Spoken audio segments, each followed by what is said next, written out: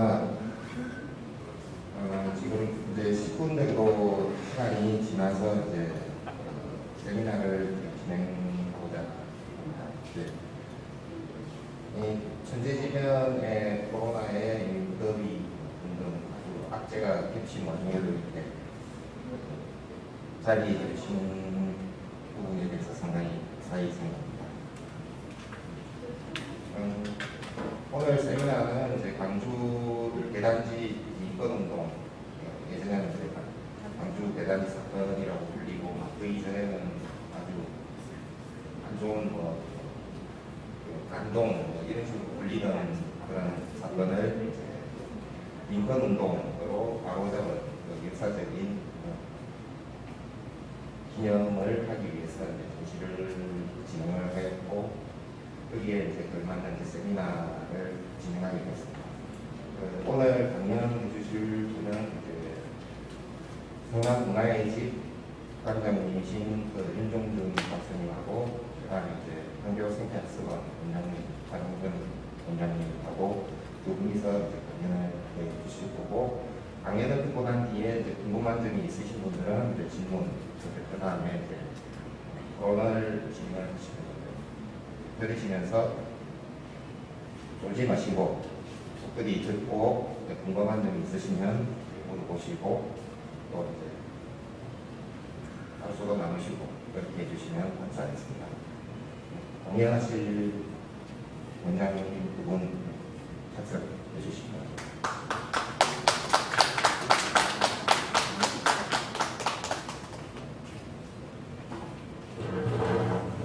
일단 먼저 윤종준 박사님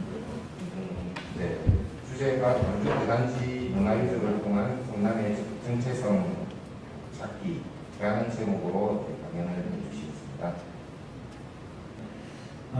시간이 제한 주어지는 것 같지는 않고 너무 길어지고 할 것 같기도 하고요.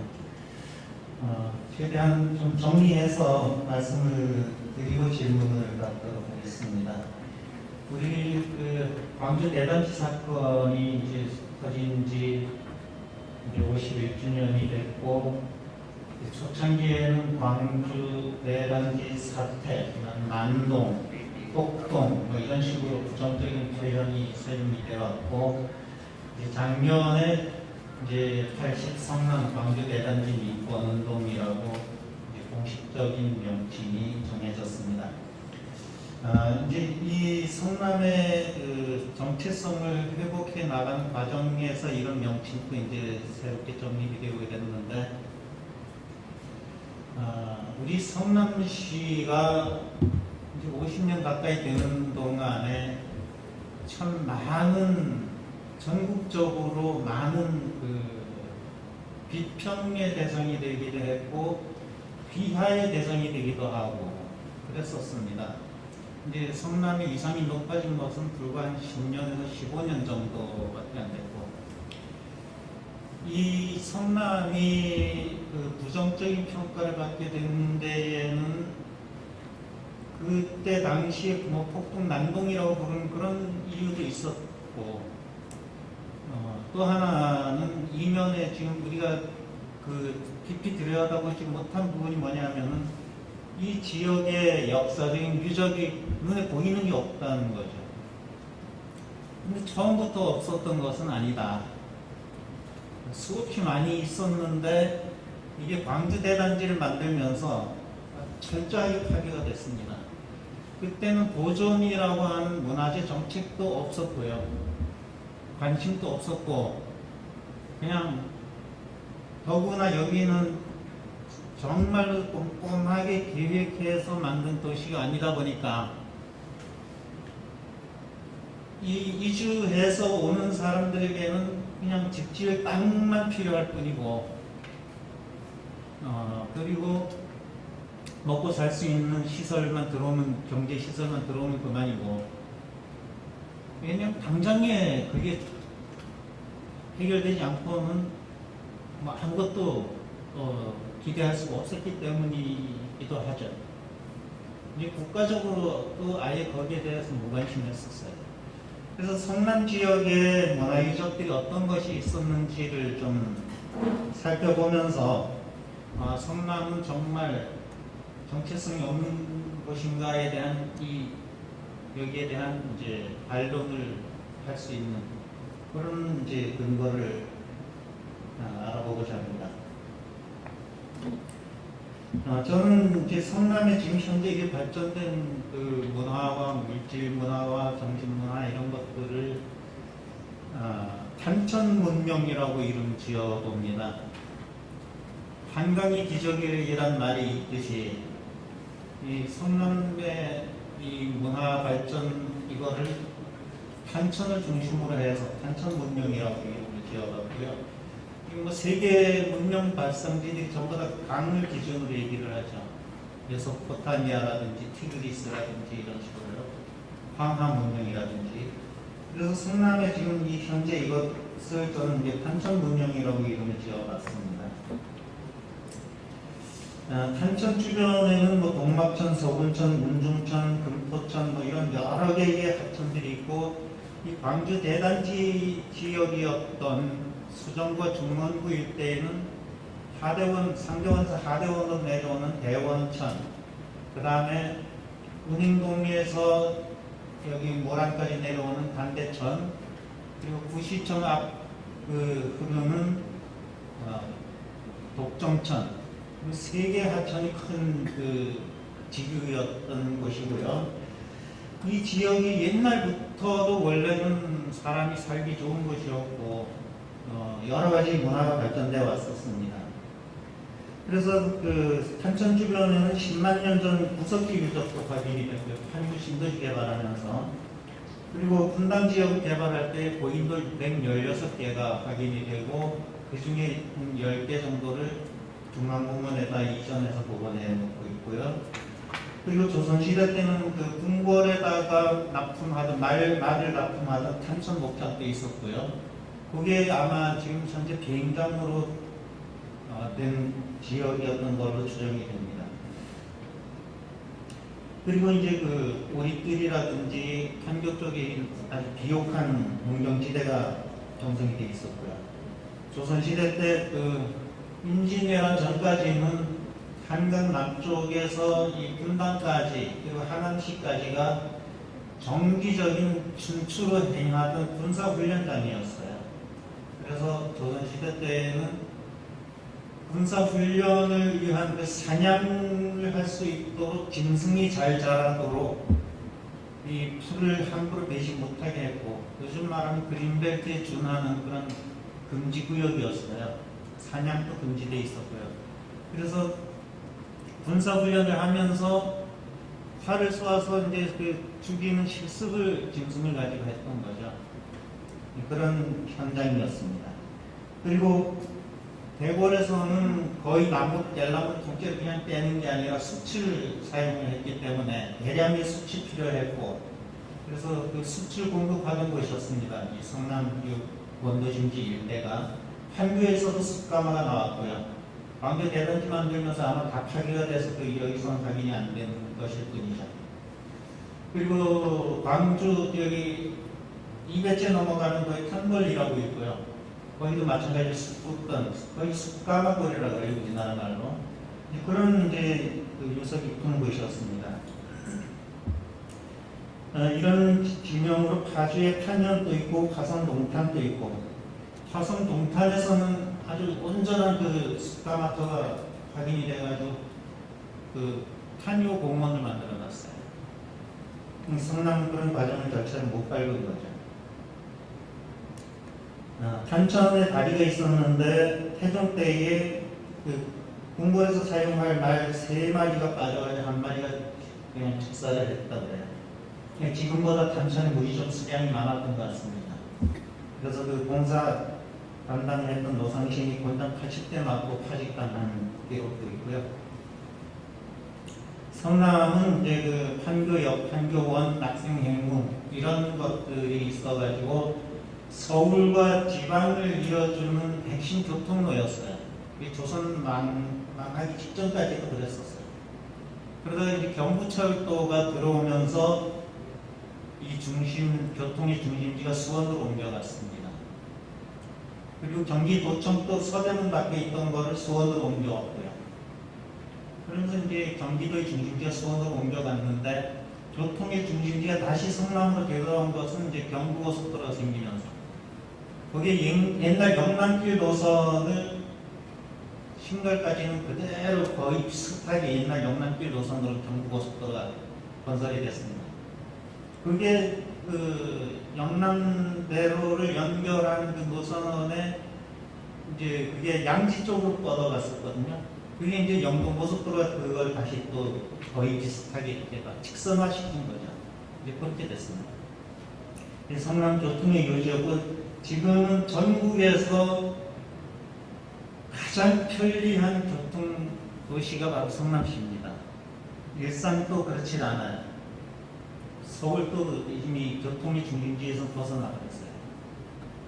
이제 성남에서 전국 어디를 가든 가장 빠른 속도로 접근할 수가 있는 그런 도시가 됐습니다. 소설가 이병주가 태양에 바래지면 역사가 되고 월광이 물들면 신화가 된다 이런 그 소설에서 표현한 건데요. 어떤 사실이 명백하게 딱 드러나면 역사가 되지만 이게 가려지고 숨겨지고 이렇게 되면 전설이 되고 설화가 되고 신화가 된다. 지금 우리 성남시의 역사가 그런 달빛이 물든 상태예요. 성남시 현대사가 완전히 지금 많이 숨어져 버렸어요. 수천 년 전, 수백 년 전부터 내려오던 역사가 다 그냥 잠겨버렸어요.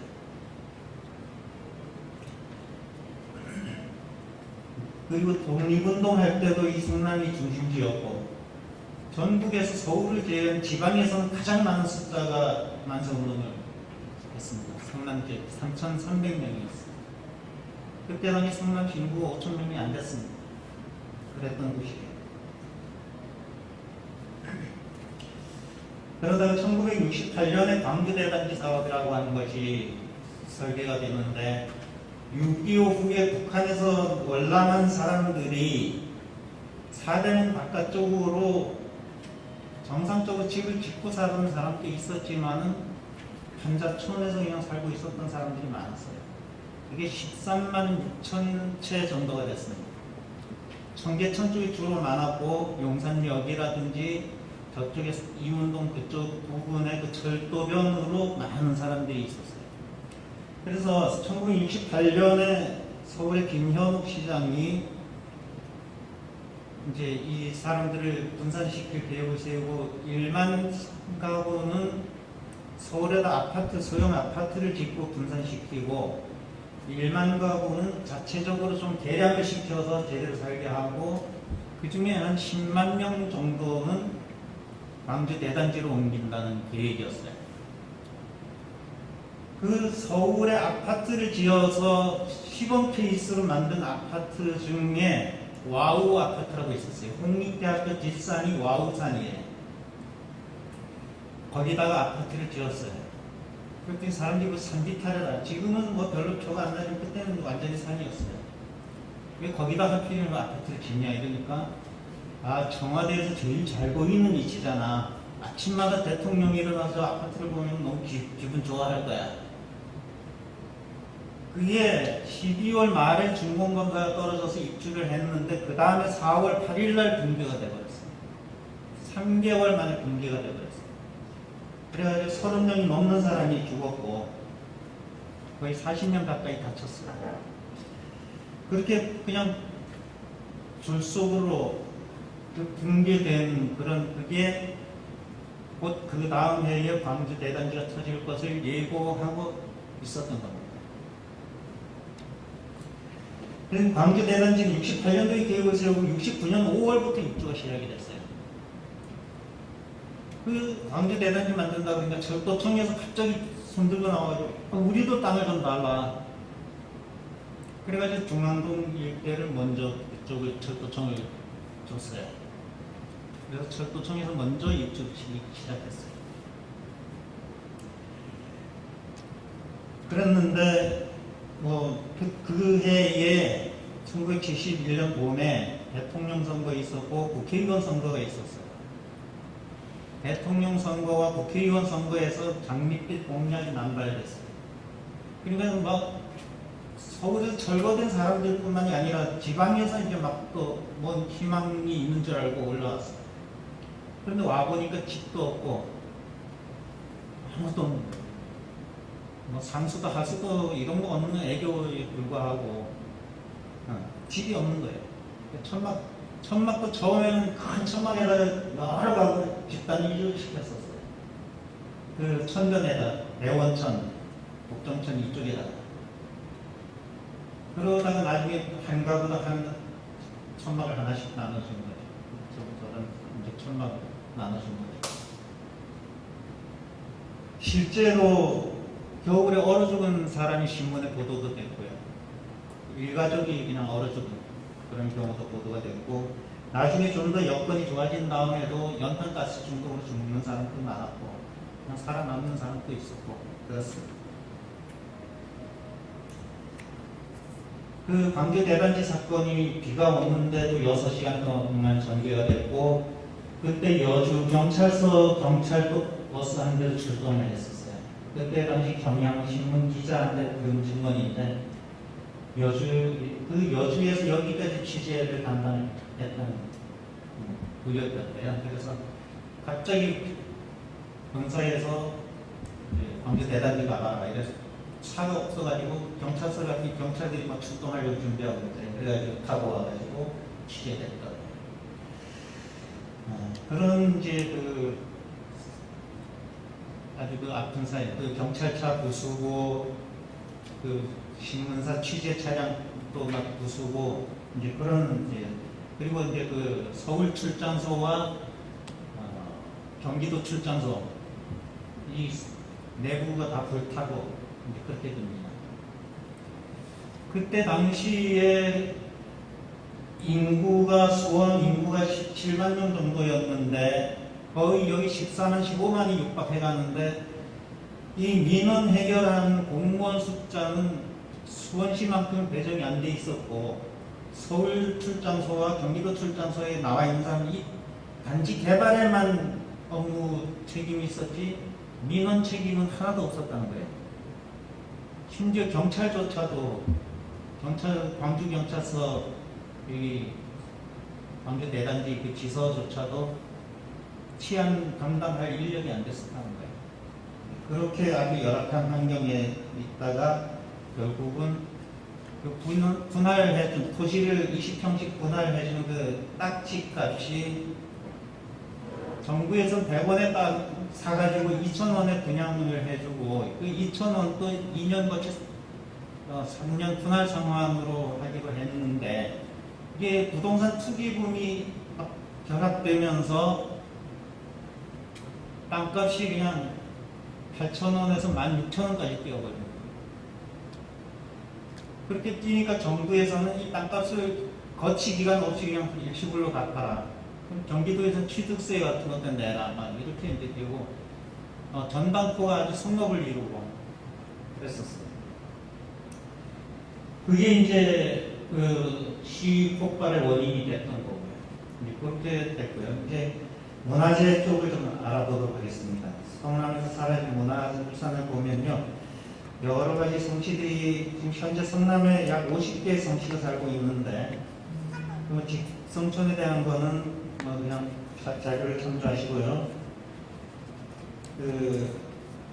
일제 강점기부터 시작해가지고 문화유산이 많이 이전이 됐는데, 현종 때의 두 공주였던 명선과 명혜공주가 그때 당시 유행했던 전연두로 3개월 사이에 둘 다 죽어요. 동생이 먼저 죽고 언니가 3개월 뒤에 죽어요. 그 언니는 약혼까지 해가지고 이제 결혼식 날짜는 이제 잡기 직전이었는데 그 현종 임금은 공주를 처녀 귀신으로 저승에 보내기 싫으니까 그래서 사위 될 사람한테 상복을 입어라 이제 그랬었어요. 냉만택이라는 사람한테. 그런데 대신들이 생각하니까 이 공주랑 결혼도 하룻밤 자보지도 못하고 상복을 입게 되면은 죽을 때까지 결혼도 못하고 그 총각으로 이 사람은 늙어 죽어야 되는 거예요. 그래서 대신들이 반대를 해가지고 그냥 다행히 상복을 안 입는 걸로 그냥 이렇게 정리가 됐지만은 영선공주, 명예공주를 공국사에다가 이제 제사를 지내게 했어요. 이 죽은 다음에 이제 그 후손들과 그 묘를 관리하는 사람들이 이제 이 제사를 핑계를 가지고 정부에서 예산을 엄청나게 받아요. 하고 이제 그래서 나중에 뭐 소속된 토지를 이제 뭐 폐지하기도 하고 이제 이런 일이 벌어집니다.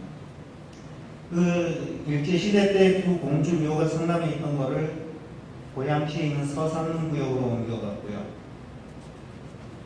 공국사에서 그 공주 명복기원 천도제를 개최한 적도 있습니다.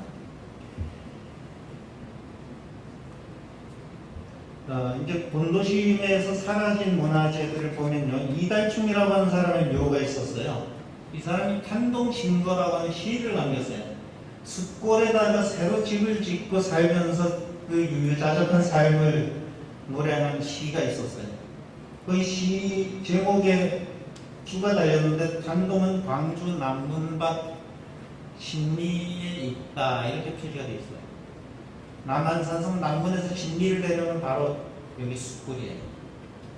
이 사람이 탄동에서 살다가 숫골에서 살다가 여기서 죽어서 여기서 묻혔어요. 근데 이 이달충이라는 그 한 사람이 역사 기록에 별로 크게 알려져 있지 않지만 정말 대단한 인물이었어요. 이성계 아버지하고 친구였습니다. 사냥을 하러 돌아다니다가 쉬면서 술을 한잔 하는데 자네 한잔하게 이러면서 술을 따라주는데 이성계 아버지한테 술을 서서 그냥 주고받고 하던 사람이 이성계가 딱 나타나니까 갑자기 무릎을 딱 꿇고 술잔 따라서 올려줬다는 거예요. 그러니까 그 이성계 아버지가 아니 이 사람 왜 그러나 이러면서 막 그러니까 앞으로 크게 될 사람이에요. 그렇게 미리 다 알아봤던 사람이에요. 이 사람이 이 숯불에서 살다가 죽었고 묻혀 있었는데 결국 광주 대단지 때에 저기 오포로 옮겨갔다가 저쪽에 조치원 쪽으로 옮겨갔다가 지금 안동에 묘가 가 있어요. 그런 사례가 있고요. 평원대군이라고 그 세종대왕 아들이 있었어요. 여기 수서에서부터 여기까지는 그 전주시 시들의 무덤이 많이 있어요. 전 수서에는 광평대군 여기 있고 죄송합니다.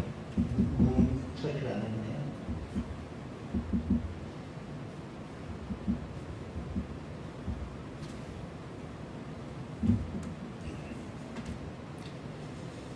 수서에 있는 광평대군은 관성쟁이가 보고 이 사람 굶어 죽을 사람이다.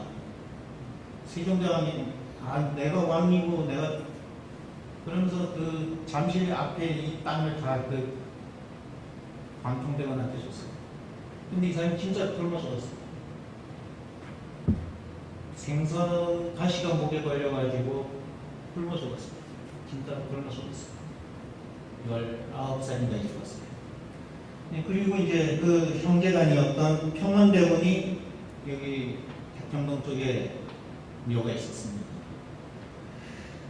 세종대왕과 소헌왕후 심씨 사이에 7번째 아들로 태어났고 경전에도 밝았고 말타기, 발쏘기도 다 잘하고 이랬었는데 그 목에 가시가 걸려준 광평대군이 죽은 지 한 달밖에 안 되었을 때에 죽었어요.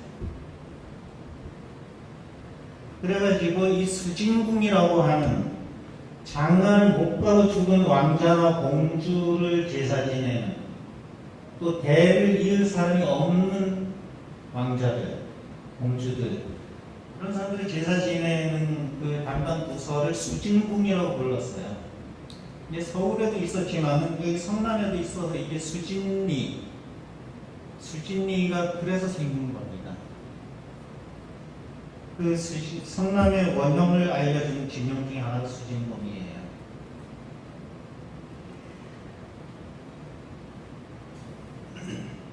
그 뒤로 이제 제한대군이라고 또 이제 죽어서 여기 묻히게 되는데 평원대군이 자식이 없이 죽었기 때문에 제한대군을 이제 그 배를 잇게 해줬어요. 제한대군은 원래 왕위계승 1순위였습니다. 그런데 그 대비가 그 윤씨가 대비 세조 그 부인 윤씨가 성종을 그 다음 아들인 그 성종을 이제 왕으로 삼은 겁니다. 원래 세조의 맏아들이 일찍 죽어버렸어요. 그 아들이 이제 제한대군인데 원래 왕위 계승을 해야 되는데 밀린 겁니다.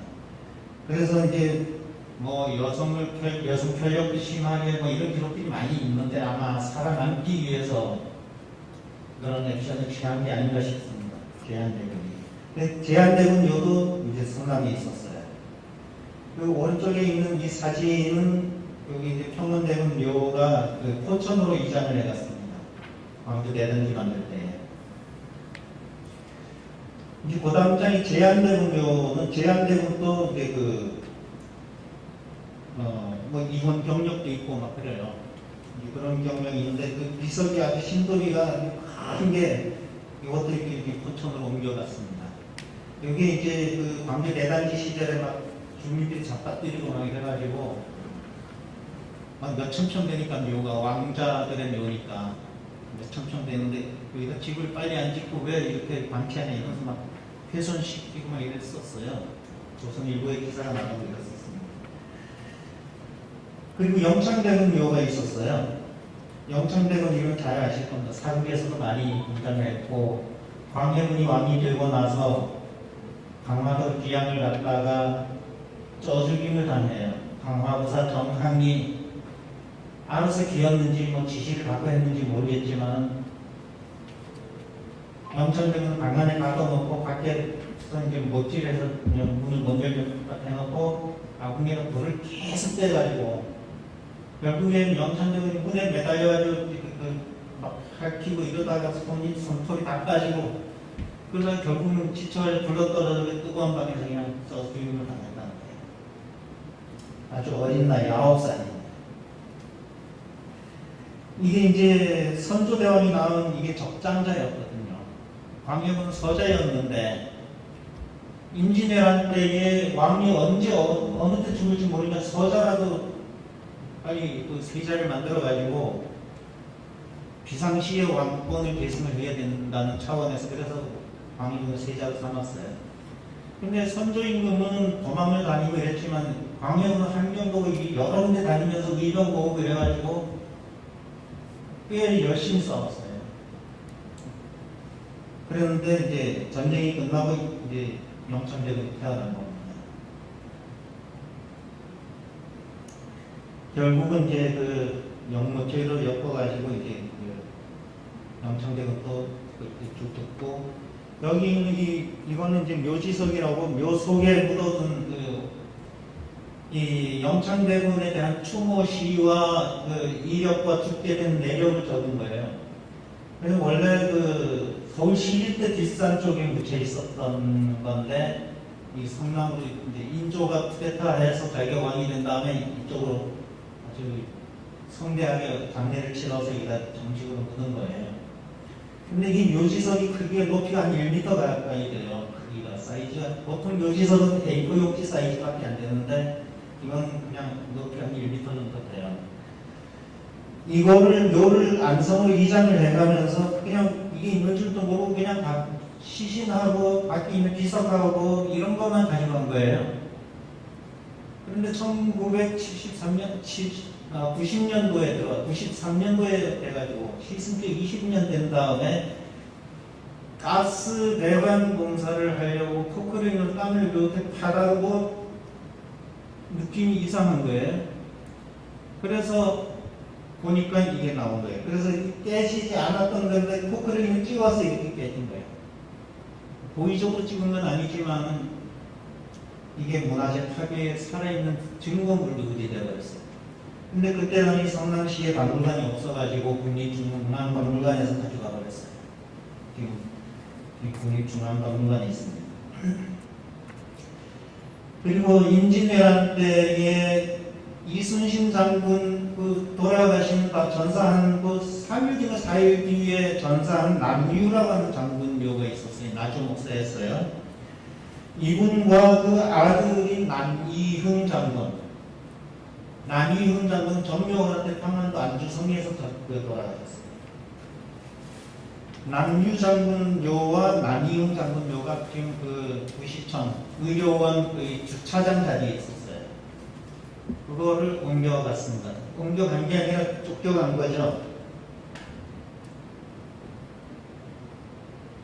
그 아버지가 전사하던 해에 그 남이흥 장군이 23살이었는데 불공부를 하다가 이제는 불공부 안 한다. 반드시 원수를 갖고 죽겠다 하고는 이제 말타교 활쏘기를 중심으로 이제 수련을 했다 그래요. 이괄이 난이 일어났을 때 인조가 왕이 되고 그 다음에 이괄이 쿠데타를 일으키는데 그때에도 이괄 쪽에서도 여러 그 장수들이 있지만 그 진압하는 그 쪽의 그 장수들 중에 남이흥, 유효월, 박진영 이 세 사람만 쓸만하고 나머지는 모두 형편없는 것들이다 라고 이렇게 얘기했어요. 그리고 그 반란군 중에는 임진왜란 때에 항복한 왜군들이 아주 대규모로 이렇게 편성돼 있었어요. 그 왜군 출신 병사들은 아주 전투력이 강하고요. 그랬는데 남이흥 장군이 그 함경도에 가서 근무했던 시절에 덕을 베풀어가지고 남영감만큼은 건드리지 말자 왜군들이 그랬다는 거예요. 그랬을 정도 덕망이 깊었던 사람이에요. 그런데 이 남이흥 장군이 정묘한 때에 평안도 안주성을 지키고 있다가 한낙당하니까 무기라도 적한테 뺏기지 않으려고 화약고에 불을 질러가지고 거기에 투신자결해서 죽었습니다. 그때 같이 죽은 장군이 그 하대원 아픈일 뒤에도 이상한 장군이라고 묘가 그분 묘는 다행히 거의 광주 대단지 구역에 안 들어갔기 때문에 그렇게 남아있는 겁니다. 그때 당시에 그 의령 남시 묘역을 옮겨갈 때 8톤트럭 12대 분량의 문화재가 충남 당진으로 옮겨갔어요. 어마어마한 분량입니다. 최근에 시립박물관 만들면서 돌려주면 안 되냐 이랬더니 쫓아낼 때는 언제고 지금 와서 달라고 그러냐 이런다는 거예요. 그 충남 당진 사람들이 그래요. 지네가 관리를 잘하지도 못하면서 그래요.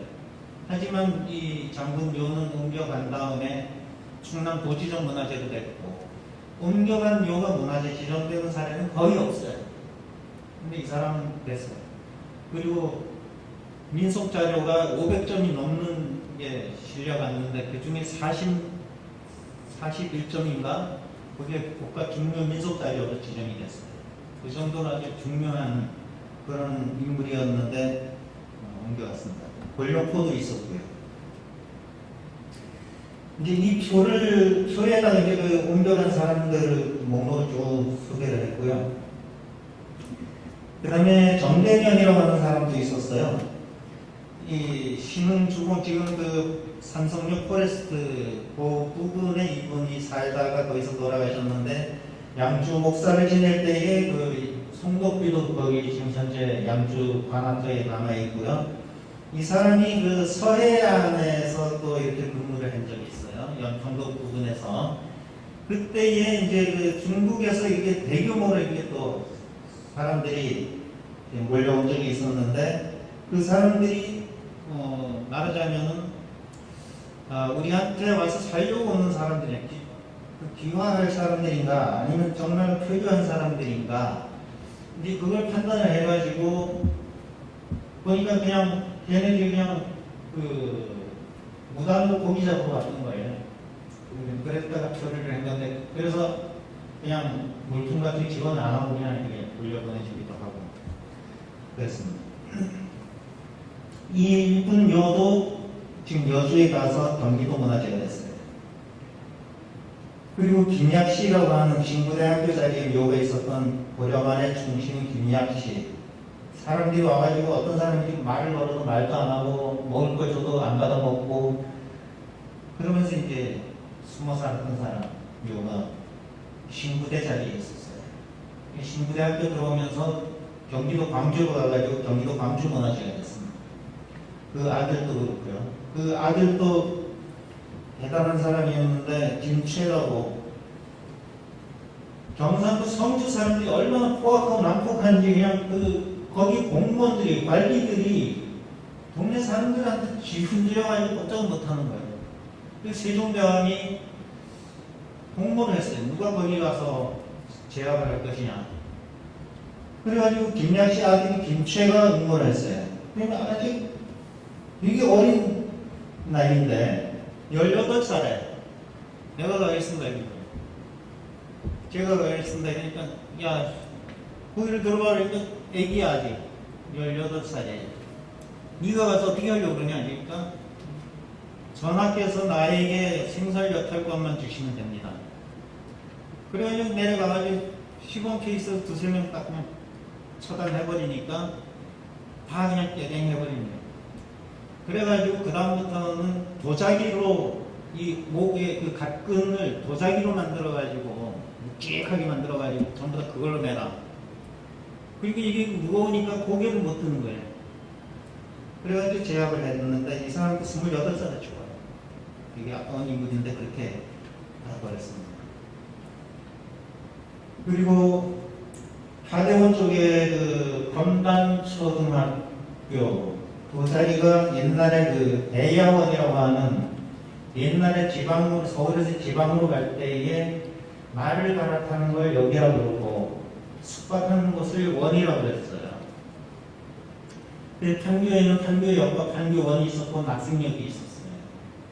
이쪽에는 대야원이라고 있었습니다. 200째 넘어가는 길목이 보이는 거예요. 대야원이 있어서 세종대왕도 여기 2번이 나와서 머물렀다 간 적이 있어요. 근데 이것도 다 이 광주대단지 때 거기 옛날 석축이 아주 높은 석축이 있었다 그래요. 그 학교 짓기 전에. 그런데 지금은 그게 흔적이 없어져 버렸어요. 그런 대야원터도 없어졌고요. 건단초등학교, 건단초등학교 자리고요. 이 습관화터가 수많은 습관화터는 한 개도 보존이 안 되고요. 김종식이라고 하는 사람이 마천 쪽에서, 그 송파 마천 쪽에서 이쪽을 바라보면서 지은 시가 있는데, 수출 굽느라 골짜기엔 연기가 나네, 이런 게 있어요. 나무를 깎아서 대국인 자깃발이 있고, 수서 그 유현동에서부터 율동공원까지를 전부 다 통틀어서 율리라고 불렀어요. 우리가 먹는 굴반이 아니고 꿀밤을 얘기하는 거예요. 꿀밤이었고 수출 굽는 데는 소나무 가지고는 안 되죠. 참나무 숲이 최고죠. 그래서 여기 숲가마가 많았던 겁니다.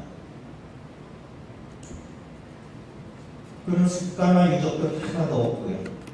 그리고 그 뒤에는 이제 광주대단지하고 직접적인 큰 상관없지만 판교역이 있고 판교원이 있었는데 조선시대 때 임진왜란 끝나고 나서 일본의 사신 행차가 왔다 갔다 했는데 그걸 조선통신사라고 그랬어요. 조선통신사가 일본의 한류 문화를 전달하는 최고의 인기였어요. 일본에 가면 붓글씨 써달라고 하는 거, 현판 써달라고 하는 거, 시를 지어달라고 하는 거 말이죠. 줄을 섰었어요. 그리고 일본의 통신사들이 남긴 글씨가 많이 남아있습니다.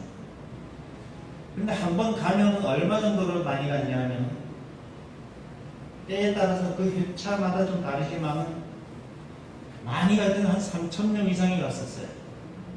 사신 행차단이. 이제 그 간부급이나 이런 사람들은 한 400~500명 되고요. 거기에 짐꾼들이 1인당 서너 명씩 달아붙거든요. 맨 마지막으로 간 게 1811년이었는데 그때에 간 게 350명이 갔어요. 판교를 이용을 했고요. 그 사람들이 사용하는데, 여행하는데 필요한 모든 물자, 벼루, 먹 이런 것뿐만이 아니라 쌀, 메뉴 기록까지 있어요. 몇 월 며칠 저녁에는 매운탕, 그 다음날 아침에는 죽, 술 몇 병, 그리고 정사, 대표인 정사가 자는 방에는 병풍이 몇 개, 요강이 몇 개, 요강도 그렇게 딱 개수를 딱 적어놨어요. 이 문서 기록에 요강까지 기록이 돼 있어요. 메뉴도 기록이 돼 있고, 먹는 음식도 기록이 돼 있고 그렇습니다. 이 기록이 아직 번역이 안 되고 있어요. 그렇게 분량이 많은 것도 아닌데, 글쎄 이건 누가 자원봉사로 하기에는 좀 벅찬 분량이고 예산이 좀 필요한 부분입니다. 그 낙생역도 아주 유명한 역이었는데, 마지막 장 쪽에 거의 끝에 이제 낙생역에서 잠시 쉬며 남쪽으로 유배되면서 그 시가 있는데, 이종학이라고 하는 사람이 있었는데 목은 이색의 아들이에요. 정도전 한때 이제 밑에 보여가지고 귀향을 가다가 낙생역에서 시를 지은 겁니다. 누가 나를 낙생역으로 이끌었나? 나는 지금 망명할 뿐인데. 높은 산은 해를 가릴 것 같고 해묵은 나무는 하늘 닿을 듯한데, 여관 마당에는 창문이 쌓여있고 마을 빈타에 앞짓는 연기가 자욱하네. 어느 때는 성군의 왕화에 근심 젖어 다시는 태평성대를 보게 되려나. 이 마지막 구절에 사면 복권이 돼서 다시 돌아가서 임금한테 돌아가서 태평성대를 보고 싶은 마음을 읊었는데, 낙생역에서 자고 출발해서 가다가 정도전이 보낸 잘객한테 죽어요. 이 소원을 못 이루고 죽어요. 옛날에 역과 원에는 벽에다가 그 자고 가면서 글을 시를 많이 벽에다 써서 이러고 가고 이랬어요. 그러면 또 다른 사람이 가다가 그 시를 보고 감동이 있으면 댓글을 달아요. 그 어떤 사람은, 야, 내가 몇 년 전에 낙생역에다 댓글을 달아놨는데 10년이 지났는데 가니까 또 아직도 있어. 이렇게 또 자랑하는 사람도 있어. 자기 글이 좋은 거라고 해서 은근히 자랑하는 거죠. 그 옛날에는 그런 댓글 문화가 있었어요. 그런 것들이 우리 성남시에 있었는데, 이런 걸 이제 쭉 가능하다면 복원을 하면 좋지만, 복원이 안 된다면 안내문이라도 좀 설치를 해서, 지나가던 사람이 안내문 옛날 같으면 뭐 비서도 세우고 이랬지만 그렇게까지 안 해도 되거든요. 지금 과학이 발달됐으니까 안내문은 A4 용지 사이즈만 하면 돼요. 그리고 여기다가 더 자세한 내용은 QR코드 하나 박아놓으면 됩니다. 버스 정류장마다 그렇게 해도 되고요. 모란시장 주변에도 그렇게 해가지고 맛집 탐색할 수 있게 이렇게 하면 될 것 같습니다. 이 모란도 그냥 모란이 된 게 아니고, 우리나라의 새마을운동이 70년도에 경북 청도에서 시작이 됐는데, 박정희 대통령이 기차 타고 지나가다 동네 사람들이 도로 보수하는 걸 보고 기차를 후진시켜가지고 내려가지고 가서 보고, 이 국가에서 예산을 안 줬는데 또 이렇게 하는구나, 이래가지고 새마을운동 시작했다는 거예요. 그런데 성남에서는 1961년에 이미 그런 게 있었어요. 공설운동장 주변 동생고등학교 앞에 그 일대가 다 자갈을 쳤어요. 그 노는 땅을 모란 대척단이라고 하는 이 청년단체 50명이, 물론 그 모란 대척단이 70년대 와서는 부동산 투기에 거의 같이 이제 휘말려 들어가면서 이제 사기 집단으로 내버렸지만은 처음엔 순수하게 시작이 됐어요. 광주 대단지 만들기 전까지는. 스스로 뚝방을 쌓고 동생고등학교 앞에 그 개울물이 넘치지 않게 제방을 쌓고 이런 사업을 먼저 시작을 했고, 그리고 이제 그때 당시 신문에 커피를 제대로 한가마니를 땄다 이런 보도가 나갔는데, 커피가 그때 이 추운 우리 한국에서 살 수가 없는 작물이잖아요. 알고 보니까 뭐냐면 그게 결명자였어요. 결명자인데 사람들이 그 기자가 잘못 알고 커피인지 잘못 알고, 그래서 내년부터는 커피 이제 국내산 먹을 수 있다 이제 이렇게 기사가 나왔었는데, 사실은 그게 결명자였던 거예요. 그래서 그 비슷한 시기에 하남에 가나안 농건학교가 생기면서 거기서도 결명자를 재배를 해가지고 건국차, 건설차 이렇게 불렀어요. 처음엔 하여튼 성남에서 그런 새마을운동의 원조라고 할 수 있는 모란 대척단 활동이 있었고, 그 김창숙 대령의 어머니 고향이 평양 지명은 모란봉이라서 모란이라는 지명이 생겼고, 근데 행정 명칭에는 전혀 모란이라는 지명이 없어요. 이제 모란역이 있을 뿐이죠. 모란시장하고. 그런데 그 주변 일대 뭐 약국이고 뭐 전부 다 모란자 안 들어간 집 거의 없어요. 그래서 그런 지명 같은 것도 좀 우리가 생각을 좀 해볼 필요가 있다고 생각됩니다. 이상으로 발표 마치겠습니다.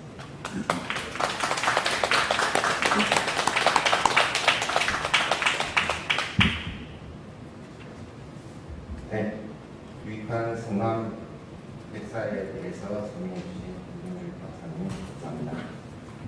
그래서 바로 한원근 원장님 강연을 듣습니다. 네, 저는 이제 이 얘기를 좀 해볼 것 같아요. 오늘 사실은 여기에 작가분들이 좀 주로 오시고, 그리고 이제 이런 이제 미학 쪽에 관심이 계신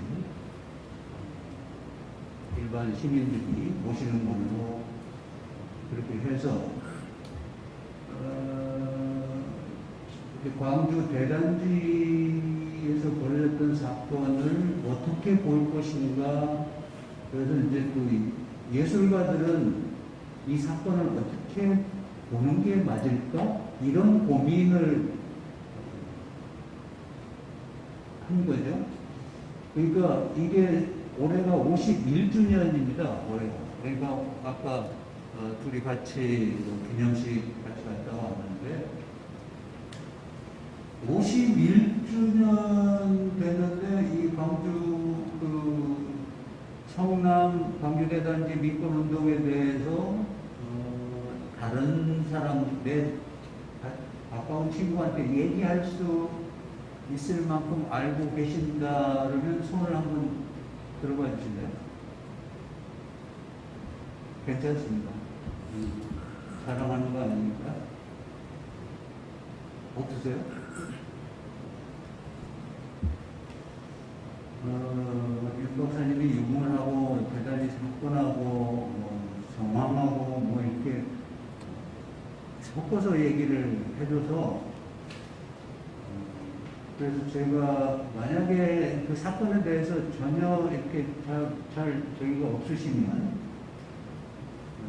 제가 한 10분 동안 그 사건에 대한 얘기를 하고 그 사건을 어떻게 볼 건가를 한 10분 얘기하면 20분 얘기 딴 얘기 못 하잖아.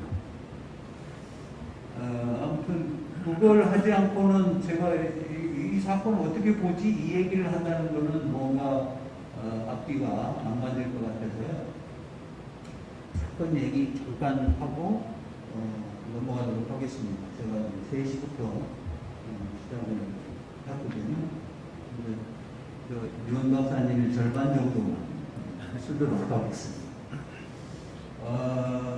60년대에 어느 나라나 산업화가 되면은 농촌이 분해되면서 사람들이 다 산업화된 도시로 이렇게 몰려들기 시작해요. 근데 우리나라는 좀 더 심했어요. 그래서 인구 인구가 서울로 몰려드는 그 속도가 아주 급격하게, 그러니까 10년도 안 되는 동안에 서울시 인구가 3배 가까이 늘 정도로 이렇게 늘어났어요. 당연히 서울의 도시 시설이 많이 모자랐어요. 그럼 이걸 해결하려면 어떻게 해야 되느냐? 군사정부가 거기에 대한 고민을 많이 했어요. 아까 이제 또 김현옥 와우 아파트, 고모 아파트 뭐 얘기 나왔지만, 그래서 아이디어가 3가지 정도 나와요. 그래서 이제 현지 개량을 하자. 돈을 줄 테니까. 그러니까 개량 조금만 개량할 집도 우리도 보조금 줘, 우리도 개량하게. 그러니까 형평성의 문제도 있고 돈도 없었어요. 그때 당시 서울시가 진짜 돈이 이제 없었을 때, 그래서 두 번째 안이 이제 시민 아파트를 줘서 하는 거예요. 그런데 와우 아파트가 무너졌어요. 그래서 시장이 사퇴했어요. 김현옥 씨가. 그 부산시장 하던 걸 끌어왔어요. 일 잘한다. 그래서 이 시장이 오자마자 그 대책을 그 광고한 거예요. 그런데 사람이 서로 네 명이 죽고 뭐 이렇게 되니까 물러났죠. 그래서 양택식이라는 분이 이제 서울시장을 다시 하면서 세 번째 대안이 신도시예요. 당시 신도시라는 개념이 없습니다. 울산이 신도시인데 우리나라 최초의 신도시입니다. 그런데 거긴 공업도시예요. 이렇게 사람들이 사는 도시가 아닙니다. 그러니까 그 신도시에 대한 컨셉, 지금은 신도시에 대한 개념들이 다 발전해서 좀 1기 신도시 대표가 어디죠? 분당입니다. 2기 신도시 대표가 어디죠? 황교하고 위례입니다. 지금은 3기 신도시이거든요. 그러니까 3기 신도시에서는 분당 같은 규모의 신도시 한다는 건 상상을 못합니다. 아무튼 그런 신도시라는 컨셉이 생기기도 전에 신도시 만들자 한 거예요. 그래서 여기 그 경기도 광주군 중부면 일대에다가 그러면 신도시 건설해서 사람들 그리로 보내자 이렇게 됐어요. 그런데 왜 광주군 중부면까지 보내냐?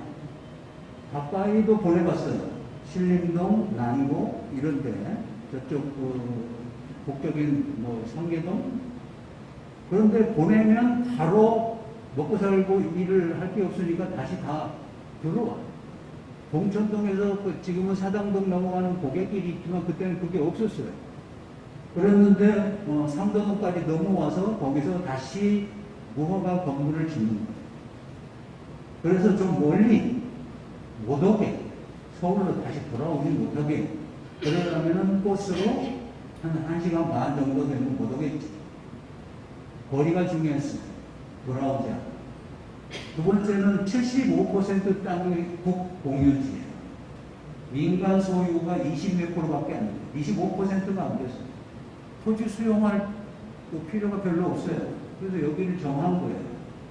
근데 굉장히 쌌어요. 지금 뭐 공급사 아까도 얘기 나왔지만 거기는 귀양 가는 데입니다. 금강동 그 원래 잠적하는 그 산소 오지예요. 그런 데니까 땅값이 쌀 거 아니에요. 그러니까 뭐 서울시가 돈이 이 신도시 이 행정을 하면서 제일 고민의 핵심은 돈입니다. 그래서 여기에다가 이제 일단 국공유지는 수용하면 되고 20몇 % 땅은 사면 되는데 그거 사러 다니면 땅값 툭 뛰잖아요. 밤중에 몰래 다니면서 야 너 이거 한 50원 하는 거 100원에 쳐줄게. 뭐 이런 식으로 땅을 수용했어요. 300만 원. 그렇게 해서 일을 보냅니다. 근데 문제가 생겼어요. 돈이 없으니까 택지를 개발하고 집을 진 다음에 사람들을 보냈으면은 그야말로 이제 신도시가 완성되는 거예요. 그런데 돈이 없으니까 사람을 먼저 보내자. 왜? 사람들이 웅성웅성 되면 뭐가 변화가 생겨요? 땅값이 뛰인다. 땅값이 뛰면 그때 땅을 팔자.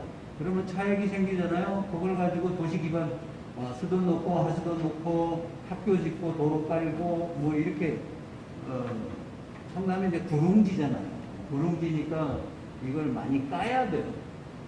능선 부분. 그런데 깔 돈이 없었어요. 그런데 그거는 소나무도 있고 참나무도 있고 하는데 거기 택지니까 들어가 있어. 이럴 수는 없잖아요. 그래서 정태수 씨가 그때 반급 공사를 엄청나게 했을 때 그 사람 난 사람이에요. 그 사람이 성남 택지 개발을 합니다. 근데 나무만 베요. 잔디만 까내. 그리고 새끼줄을 쳐요. 그래서 그게 택지가 됩니다. 그때는 함부가 아니라 초선건설이었어요. 나중에 문제 생겨가지고 국회에 불려가요. 그 사람은 국회하고 굉장히 인연 깊은 사람이에요. 아무튼 그렇게 해서 사람들을 보낸 거예요.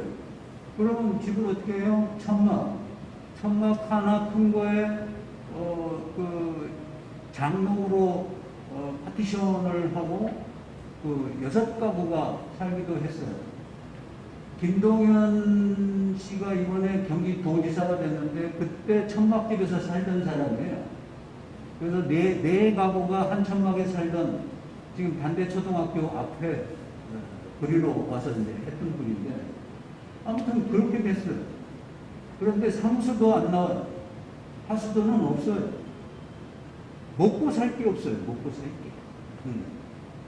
아무튼 그 환경이 그러니까 뭐 그 변성천 목사라고 성남 제일교회 목사이자 자유당 정부에서는 공보실장을 했던 예일대 2호 박사입니다. 한국인. 엄청난 사람이에요. 그 사람이 회고록을 썼는데 그 회고록을 보면 일주일에 20명 굶어 죽은 사람 장례를 쳐준 수도 있다. 이 회고록이 나오네. 사람들이 죽어서 장례 치를 수가 없으니까 이 전성천 목사가 있는 그 교회 앞에 가만히 이렇게 거적대기로 이렇게 뒤집어 씌워놓고 그냥 가는 거예요. 아무튼 제가 지금 이 얘기를 하는 이유는 삶의 생존의 조건이 그렇게 정말 극한까지 갔다. 얼마나 배고팠으면 산모가 아이를 녹을 입고 삶아 먹었다. 이랬어요. 그래서 저는 그 말도 안 되는 얘기를 사람들이 다 수긍을 하는 게 그게 더 큰 거 아니냐? 그때 당시에 사건 때문에 그 빵에 갔다 온 사람이 있었어요. 그 사람한테 내가 그 얘기를 했어요. 그랬더니 호흡숨을 치면서 야 나랑 따라와봐. 그래서 그 집을 데려다 줬어요. 그 신흥동 꼭대기에 팔각정이라고 있었는데 혹시 오래 사신 분들은 기억하실 거예요. 팔각정 밑에 바로예요. 이 집에서 그랬어. 무슨 사람들이 그렇게 수긍하는 게 그게 문제 아니냐 이런 얘기가 어떻게 나오냐. 미안하다고 사과했습니다. 그런 형편이에요. 그런 형편인데 이 사람들이 붙어 살아요. 집 질 때까지. 왜? 평생 집을 가져보는 게 꿈인 사람들. 신상웅이라는 소설가가 있는데 그 소설에 이런 얘기가 나와요. 대단지 사람들의 본적은 똑같다. 본적이 뭐예요? 대단지 사람들의 본적은 전라도도 아니고 경상도도 아니고 강원도도 아니고 이놈입니다. 집 없는 이놈 다 똑같아요. 본적이.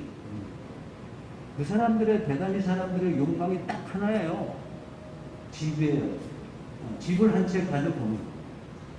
그래서 이 딱지를 줬는데 딱지를 못 견딘 사람들은 팔고 나갔어요. 팔고 나간 사람들은 안양천으로 다시 나가요. 서울로 어떻게 해보자면. 그 다음에 그 사람들이 간 게 지금 시흥 소래 그 근처에 있는 집단 거주지고 거기에 김진홍 목사 국회의원했던 누굽니까? 최종. 그렇게 그 유민처럼 이렇게 흘러가는 거예요. 남은 사람들은 그래도 집 한 채 그래도 이거 딱지 이거 가지고 어떻게든 견디면 집을 한 채 갖는다. 그래서 당시 르포나 소설에 보면은 집에 대한 판타지가 뭐든나 나와요. 그래서 집 한 채 가져보겠다고. 그랬는데 이 사람들이 땅 장사를 했어요. 서울시 중앙. 그래서 땅값을 어마어마하게 올렸어요. 아까 100원에 산. 그러니까 그때 구호가 그때 5만 명이 나와요. 12만 명 인구 중에 8월 10일 날 태평동 지금 수정구 보건소 앞에 성남초등학교 뒤 전체 공터였는데 거기 5만 명이 모여요. 그게 오늘입니다. 그날도 비가 왔어요. 거기 5만 명이 모여서 그 얘기 한번 들어보자는 거예요. 시장, 양택시 시장. 시장이 나중에 몰려서 약속을 해요. 11시까지 가서 내가 얘기 듣고 뭔가 해결책을 마련하겠다 이렇게 약속을 합니다. 근데 안 왔어. 그래서 뭐 기다려보자 뭐 이렇게 30분이 기다려도 안 왔어. 그러니까 순간 거기에서 속았다. 이 사람들이 우리를 사람 취급 안 한다. 가만히 있으면 안 된다. 해서 바로 출장소 가서 불태웁니다. 어느 폭동이나 난동이나 이 집 없는 사람들이 제일 먼저 하는 게 집문서 태우는 거예요. 행정기관입니다. 그건 뭐, 유럽에도 마찬가지입니다. 그러니까 이스라엘 같은 경우 갈릴리 지방에서 그런 난동이 많이 일어났는데, 일어나면 가서 호정문서, 집문서 이렇게 먼저 없애는 거예요. 아무튼 그래서 불태워요. 관용차를 불태웁니다. 그래서 관용차를 불태워가지고 독정천 지금은 복개돼서 모르지만 한 15m 되는 하천이에요. 거기에다가 버스를 타고 결국은 어디로 가야 되나? 청와대밖에 없어요. 청와대로 갑니다. 5만 명. 그런데 그때 기동 타격대들이 데모 진압 훈련 한 번도 안 해본 기동 타격대들이 질렸어요.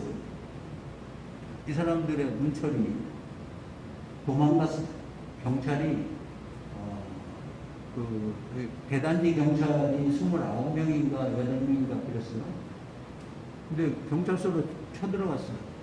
그래서 거기서도 불 지르고 짓기 하고 하니까 이 사람들이 도망 나갔는데 정복을 입고 다니다가 걸리면 맞아 죽겠다.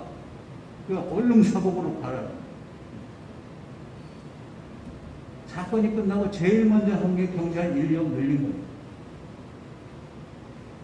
그런데 데모 진압 경찰 기동 타격대 광주 경찰서 기동 타격대 450명, 서울 경찰서에서 600명 이렇게 해서 오는데 데모 진압하러 오지를 못해요. 복정동 사거리 조금 가천대 쪽으로 오다 거기다가 지치고 안 들어와요. 그 사람들이 출동한 게 6시간 만에 출동하니까 4시간 만에 출동합니다. 사건이 일어나고 진압할 생각도 전혀 없고 이 사람들의 최종 목표는 청와대, 이 사람들이 청와대 가는 것만 막자. 이게 최종 목표였어요. 그래서 이제 당시 전성천 목사의 막내 동생이 청와대에 근무를 했는데 이 전성천 목사를 찾은 거예요. 그때 뭐 핸드폰이고 뭐고 없잖아요. 그러니까 그 동생을 보니까 공무원이네. 그냥 형한테 가서 다 들어줄 테니까 이제 멈춰라. 그 요구 조건을 다 들어주는 걸로 하면서 사건이 멈춰요. 그런데 그 사건이 제가 그러니까 아주 극단적으로 단순화해서 사건을 얘기한 거예요. 10분 생각했는데 14분 되네. 말하는 기술이 역시 아직 굉장히 떨어지네요. 아무튼 사건을 그렇게 보고 이 사건이 벌어졌는데 이 사건은 어떡하지? 그래서 20주년 됐어요. 그냥 보내서는 안 되겠다 해가지고 20주년 때 모였어요. 유명한 성공회대 김종충 교수도 부르고 박태순 소설가 당시에 늦고 광주 대단지 4박 5일 썼던 그 소설가도 부르고 이렇게 해서 얘기를 했어요. 이걸 이름을 뭐라고 지면 좀. 그럼 이름을 뭐라고 줘야 되냐 하면은 바로 뭐가 들어가는 거죠? 그 주체 세력이 누구였냐? 근데 토지 불화가격 대책위원회 전성천 위원장이 고문이고 박기나 장로가 위원장이 거기에 거기가 주체냐? 그 사람들은 피했어요. 막상 데모가 일어나니까. 그 사람 주체로 보기 힘들잖아요. 그럼 누구를 주체로 봐야 되냐? 결국에는 몽둥이 들고 관음자 부시고 경찰서 부신 사람들이 주체예요. 그럼 그 사람들은 그 주체의 성격을 어떻게 봐야 되지? 그 사람들의 목표가 뭐였어? 그 전술 목표를 이렇게 따지잖아요.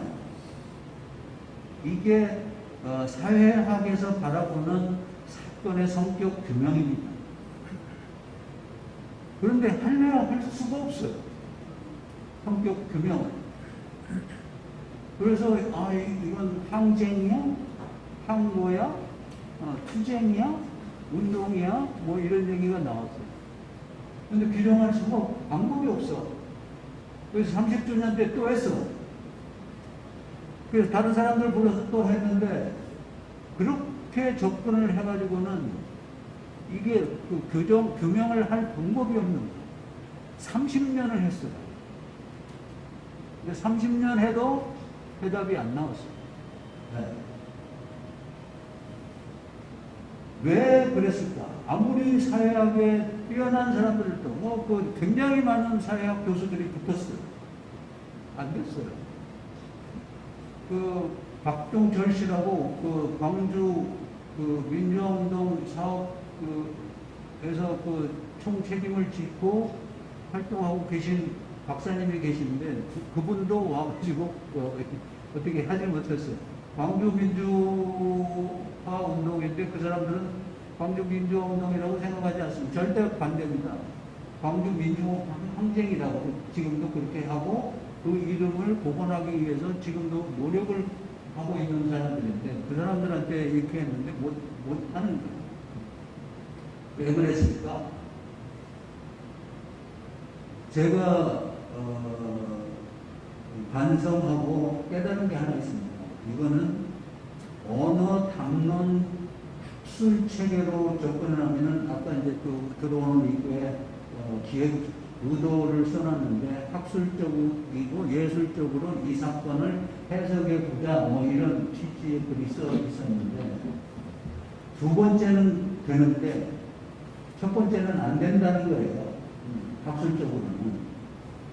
왜냐하면 학술적으로 분석 도구를 갖다 들이대는 순간 다 평야돼서 거기에 개입할 수 있는 게 하나도 없어. 전술도 없어. 목표도 없어. 주체도 없어. 그러면 이걸 어떻게 하냐. 그래서 깨달은 겁니다. 이거는 어느 담론 체계로 이 분석에 시도하는 순간 다 실패하게 돼 있다. 언어는 나름의 자기 질서 체계가 있기 때문에 거기에 담겨지지 않는 거는 어떻게 못해. 그런데 누가 할 수 있다? 예술이 할 수 있다는 거예요. 예술은 언어 담론에서 벗어나 있는 매체이기 때문입니다. 오히려 언어 체계로 비평을 언어 체계로 하잖아요. 비평받을 욕 엄청나게 먹습니다. 예술가 진짜 성질 좀 있는 예술가한테 걸리면 그 비평은 날라가요. 바로 쌍욕이 막 나옵니다. 언어로는 예술을 이렇게 핸들링 할 수 있는 조건이 그렇게 많지 않습니다. 보세요. 국가라는 게 뭐 같아요? 그런데 국가가 시민을, 국민을, 집 없는 서민을 집을 가질 수 있도록 최대한 지원을 하고 국민의 안전을 보장을 하고 이렇게 생각하는 것이 보편적이고 판타지가 약간 섞인 관념이에요. 근데 그 국가가 뭘 했어요? 여기서 땅 장사를 했습니다. 누구한테? 빈민들한테. 이 사람들이 소득이 얼마였냐면 당시 서울 시민의 평균 월 소득이 47,870원이었습니다. 그런데 광주 대단지에 사는 사람들 77%가 10,000원이 안 됐어요. 월 평균 소득이. 45%는 5,000원이 안 됐어요. 서울 시민 평균이 47,000원이 넘어갔습니다. 극한적인 그 극빈 가난 이런 사람들을 상대로 집장사를 하고 땅 장사를 했어요. 처음입니다. 이 사람들이 그래도 믿었어요. 그래도 국가가 그렇게까지 개판치지는 않을 거라고 생각했어요. 그런데 끝까지 배신을 하고 결국은 그 세금 고지서를 내면서 세금을 아까 얘기했던 8,000원에서 16,000원까지 쳐서 세금을 한 달 안에 집을 한 달 안에 짓고 취득세도 한 달 안에 내고 고지서가 날라간 거예요. 그래서 사람들이 흥분해서 5만 명이 모였는데 시장이 안 온 거예요. 그때 알았어요. 우리가 알고 있는 국가? 이게 아니네. 그래서 국가를 괴물로 얘기한 철학자가 있습니다. 영국의 토마스 홉스는. 리바이어던이 괴물이잖아요.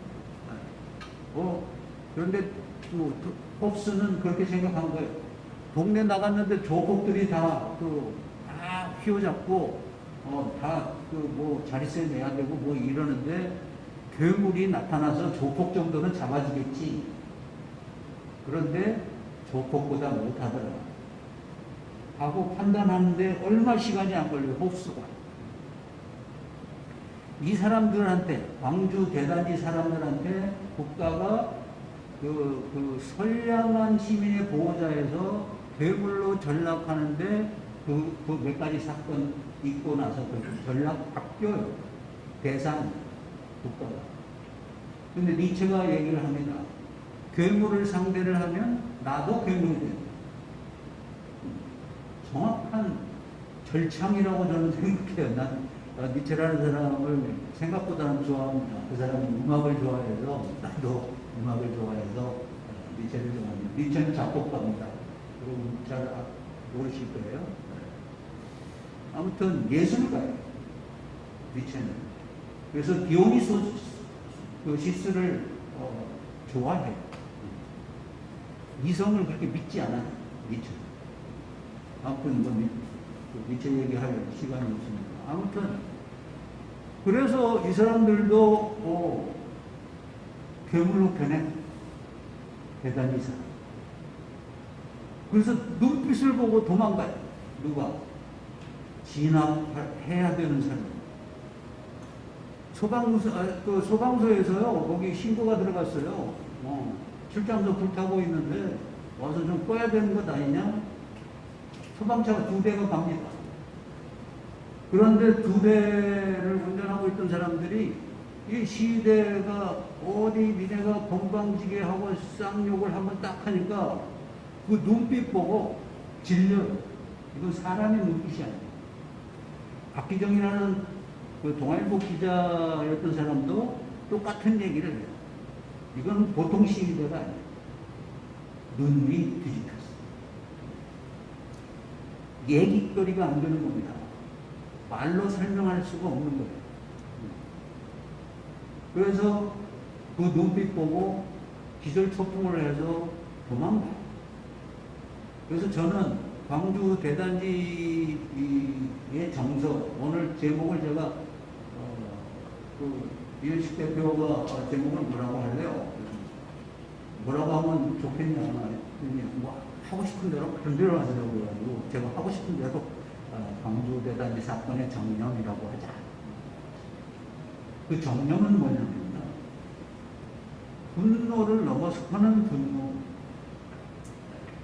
극한의, 그러니까 분노 그 자체인 거예요. 눈빛 하나에 그 소방차, 이게 뭐 장갑차 비슷하잖아요. 그 유리창으로 다 이게 안전장치 다 돼 있잖아요. 그런데 눈빛 하나에 도망가요. 경찰이 도망가요. 접근을 못해요. 그럼 그 사람들을 그렇게 움직이게 했던 그 사람들을 괴물로 만든, 그러니까 봉준호 감독이 그 괴물을 한강에다 띄우잖아요. 근데 그 가상이니까 현실하고 비슷하게 하려고 그냥 그 현실인 것처럼 하려고 여러 가지 장치를 해요.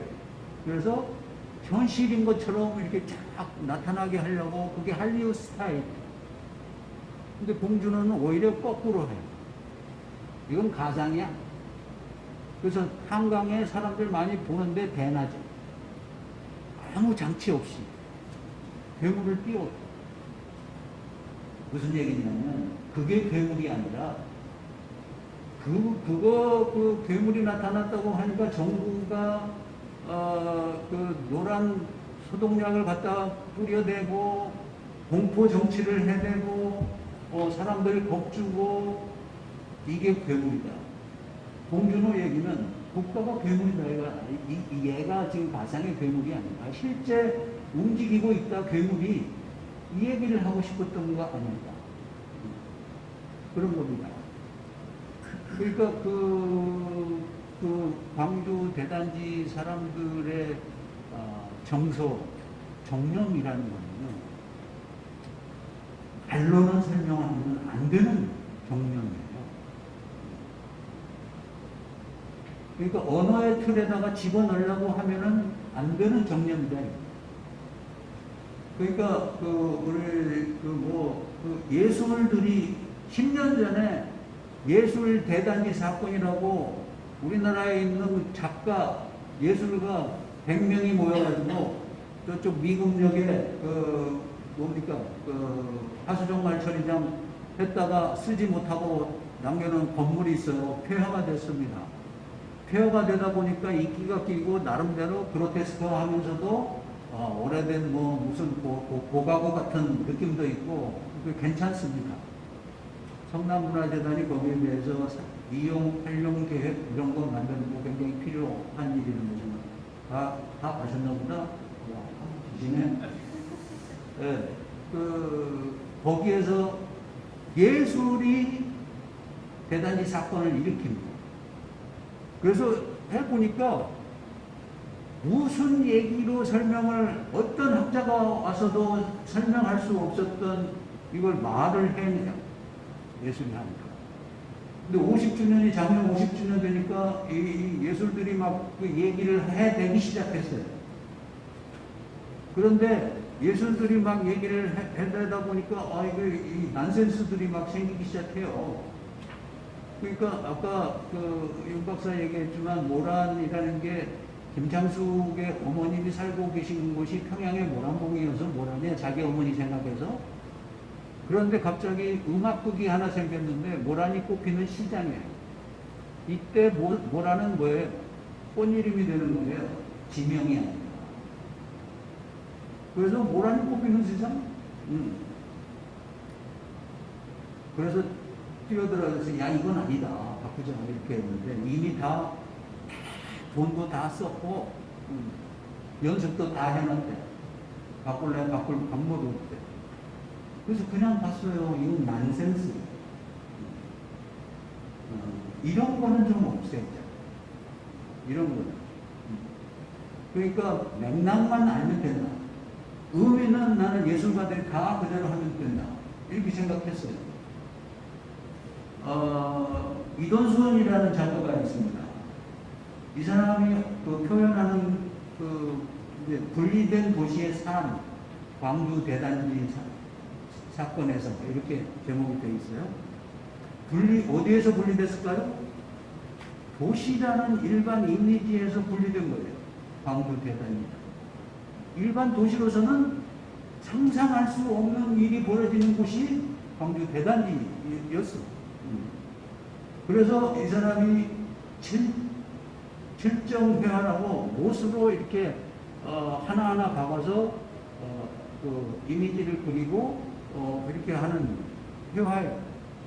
그런데 못에 대가리가 나와 있는 게 아니라 그 뾰족한 부분이 다 나오게 해가지고 그게 뭐 그 버스 탈취해가지고 뭐그 이렇게 청와대로 가는 거 이런 장면들을 묘사를 했어요. 그 소재가 주는 느낌이 엄청나잖아요. 이게 어떤 그런 그 괴물적인 심리 상태, 이걸 표현하는데 이런 소재 같은 게 세상에 어디 있을까? 깜짝 놀랐습니다.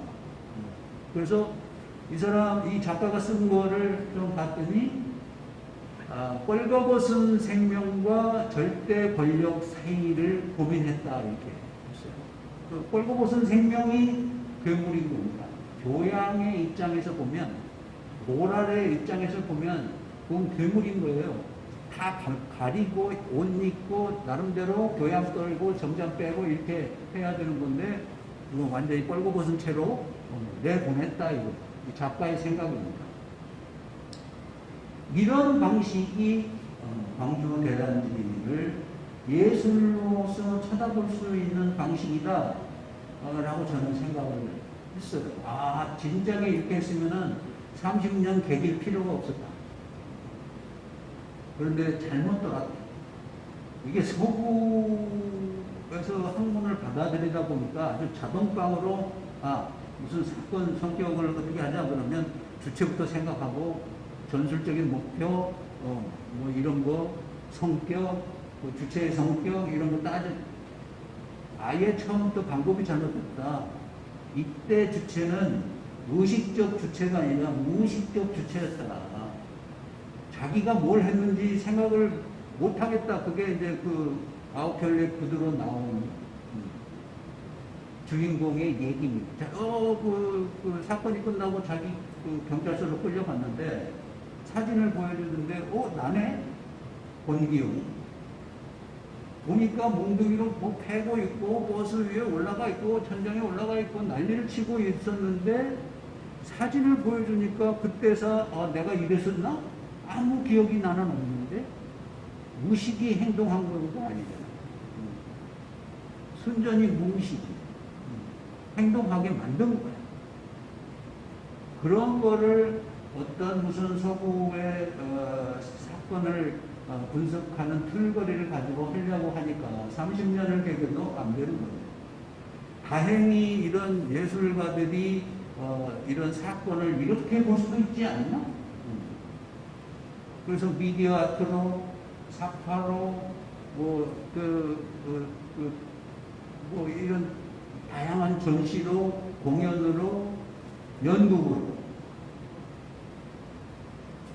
작년에 보니까 홍무제라는 연극이 처음으로 그 아기를 삶아 먹었다는 광녀를 등장시켜요.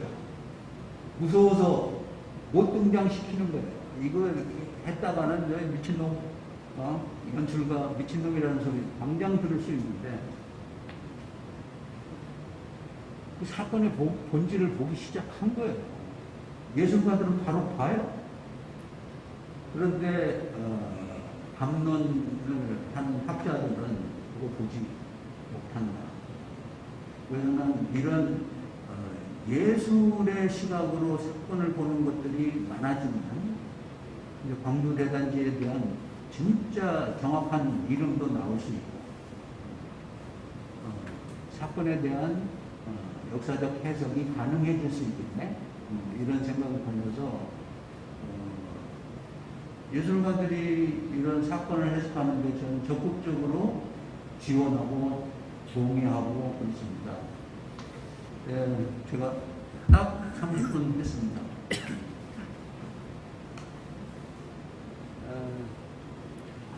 질문하시면 이제 질문하려고 일부러 숨가쁘게 했습니다.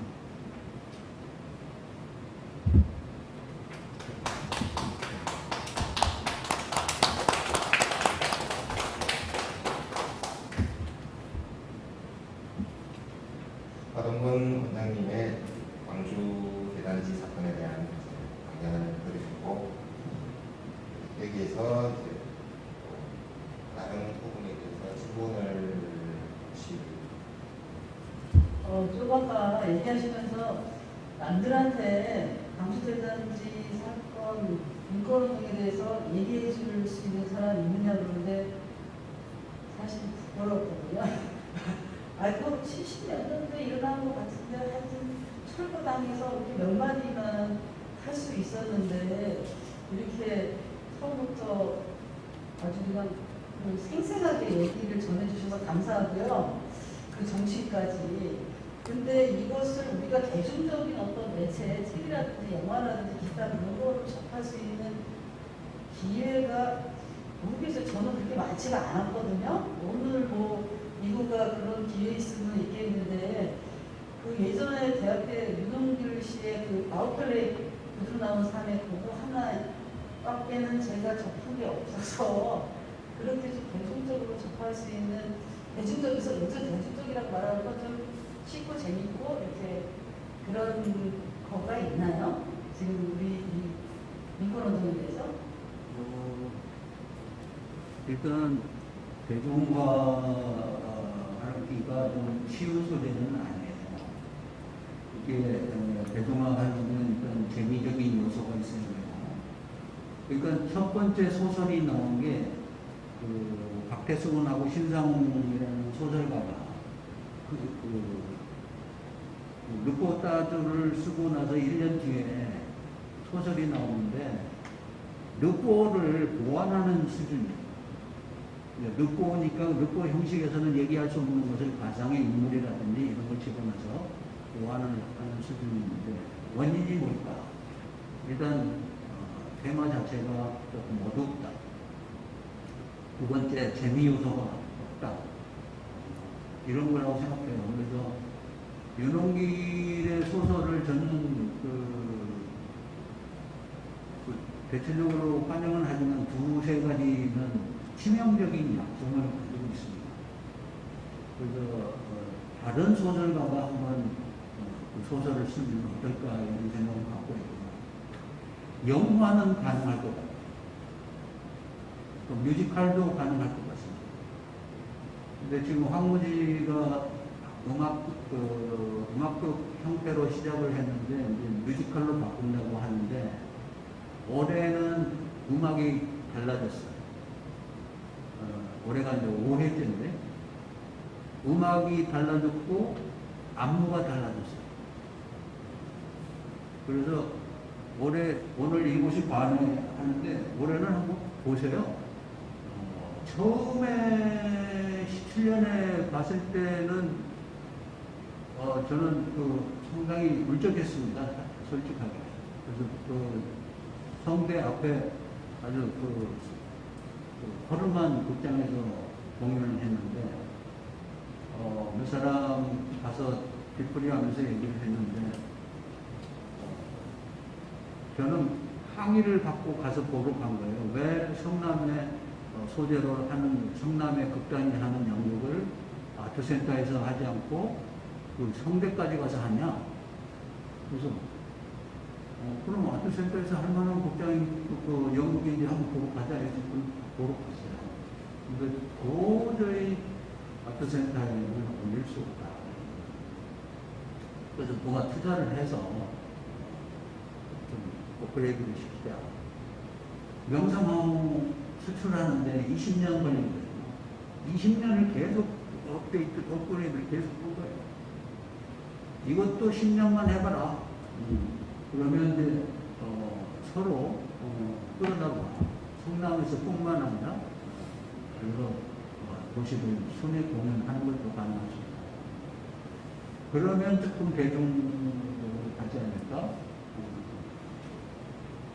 뮤지컬 요새 이제 뮤지컬 장사가 한국만큼 잘 되는 데가 별로 없습니다. 뮤지컬은 해도 괜찮겠다 싶기는 한데 소설을 가지고는 좀 매체 자체가 영향력이 좀 떨어지니까 저는 그 영화면 그러니까 나는 봉준호나 박찬호나 뭐 이런 사람들이 요걸 몰라서 그렇지 알면은 나는 그 봉준호 괴물을 왜 한강에다 띄우냐 이놈들아 그때 남한산성에 띄우면 딱 그 어울리는 거였는데 한강 괴물보다는 남한산성 괴물이 기가 막히게 임팩트가 있다 뭐 이렇게 생각을 했었거든요.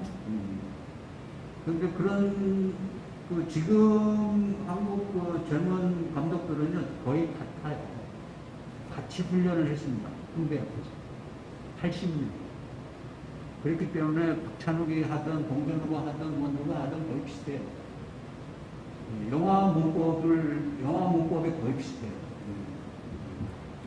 그래서 그 젊은 감독 중에 한 사람만 이 얘기에 대해서 확 빠지면 뭔가 그 큰 일을 저지를 것 같은데 제가 네트워크가 안 됩니다. 그래서 웹툰도 있잖아요. 웹툰. 예, 그래서 이제 그 웹 소설로 한번 해보자 하는 시도를 했었는데 돈이 한 4억 든다고 한 8회 정도 이렇게 하는데 그런데 4억을 어디서 이렇게 조달할 방법이 없어가지고 경기도를 타겟으로 작업을 했으나 결국은 경기도보다는 성남시가 협력을 적극적으로 해주지 않는 바람에 경기도에서는 해주고 싶어서 과장이 성남시까지 직접 왔어요. 근데 결국 안 됐어요. 엿장도 참 좋죠. 그 성남이 지금 그 외부로 여러 가지 작업을 하고 있잖아요. 3.1운동 그 독립운동가들 다 외부로 했고 막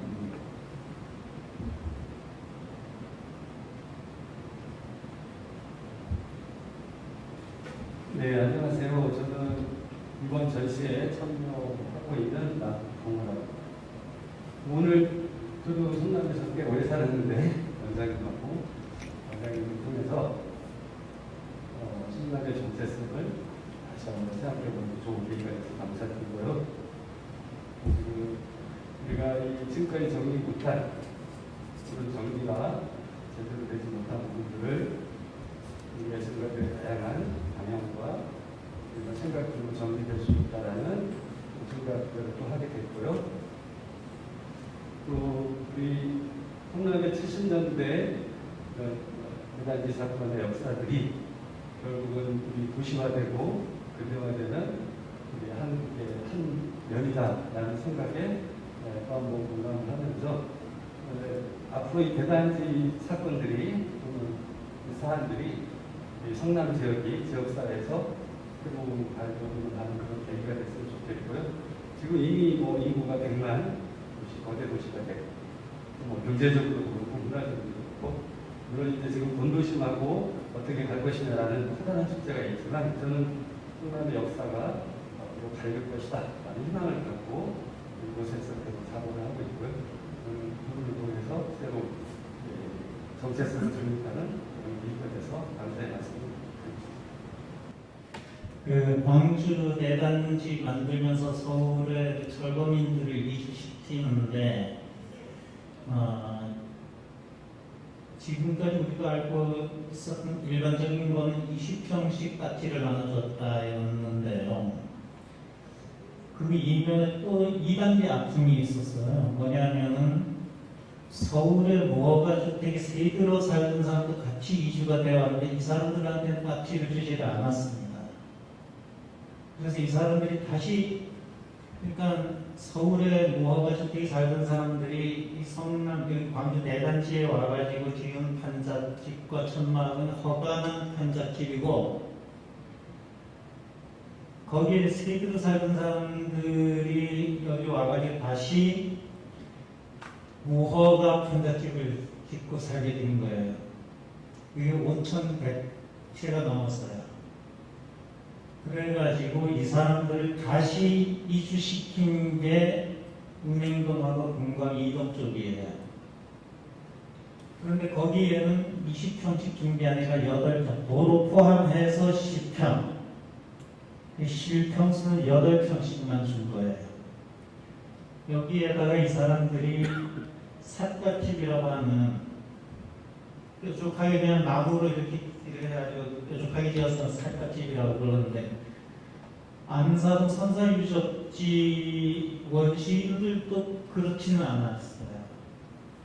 그 원시인들은 뭐 물론 대가족으로 생활해서 그렇지만 그래도 평소에 최하 20평 이상 뭐 넓은 그 주택, 그 원시시대 주택들이 집들이 큰 건 뭐 50평도 되고 이렇잖아요. 이 사람들 8평에 그 일가족이 뭐 보통 5명 이상은 됐잖아요. 그 당시에. 이 사람들이 거기 포기해서 자고 그 이주한 인구가 24,000명 정도가 됐는데 그 생활에 지금 그렇다 치고 변소와 재래식 변소가 6개밖에 없었어요. 그걸 24,000명이 사용한 거예요. 그리고 장마철만 되면 그게 변소가 넘쳐서 아래집을 덮치고 건물이. 근데 그 와중에서도 희망의 쌀을 키운 사람들이 있었어요. 이제 그 71년도부터 해가지고 야학 활동을 했던 제1실업학교라고 있었어요. 이제 그 야학이 지금은 이제 그냥 조금 상황이 나아져가지고 지금 옮겨가지고 수진역 쪽에서 창세학교라고 이렇게 이제 야학 활동, 그 문해 활동을 하고 있습니다만 70년대 초에 그 몇천 명의 학생들이 거기를 거쳐가고 그게 시부지여서 그 천막학교를 시에서 강제 철거를 시도를 하고 그 학생들이 회사 갔다가 그 학교 철거된다는 소식을 듣고 몰려와가지고 막 애국가를 부르면서 좀 애원을 하고 그랬던 역사가 있어요. 그 야학을 통해서 지금 시의원 된 사람도 있고요. 그 야학 공부를 통해서 그런 사례가 있습니다. 그래서 여기 정부에서는 참 기만적인 그 정책을 폈지만 어쨌든 여기 물려온 주민들은 잘 살아보려고 하는 의지, 희망 이걸 갖고 있었던 거죠. 이문열의 변경이라고 하는